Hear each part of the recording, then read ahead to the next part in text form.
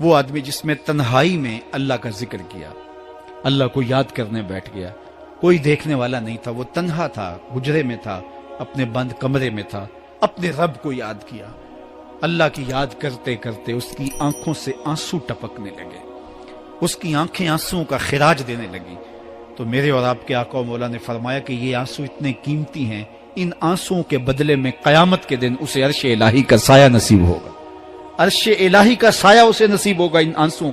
تو اس لیے جو اللہ کی یاد میں رونے کا لطف ہے اور اللہ کی یاد میں آنسو بہانے کا اجر اور صلہ رکھا گیا ہے، یہ گناہوں کو دھو ڈالتا ہے، یہ اندر کی صفائی اور ستھرائی کا سبب اور ذریعہ ہے۔ میرے اور آپ کے آقا و مولا نے فرمایا راتوں کی تنہائیوں میں اٹھ کے قرآن پڑھا کرو اور قرآن پڑھتے ہوئے رویا کرو۔ پھر فرمایا فَإِلَّمْ تَبْكُوا فَتَبَاكُوا، اگر رونا نہ آئے تو رونے کی کوشش کیا کرو۔ حضرت داتا گنج بخش علی حجویری سے ایک مرید نے کہا حضرت اگر رونے کی کوشش کریں پھر بھی رونا نہ آئے، فرمایا پھر اپنے مقدر پہ رویا کرو۔ تم اتنے سنگ دل ہو گئے ہو کہ تمہاری آنکھیں آنسوں کا خراج نہیں دیتی۔ جو رونا نہیں جانتا وہ اللہ کی رحمتوں کو اور اللہ کی کرم نوازیوں کو کیسے سمیٹ پائے گا؟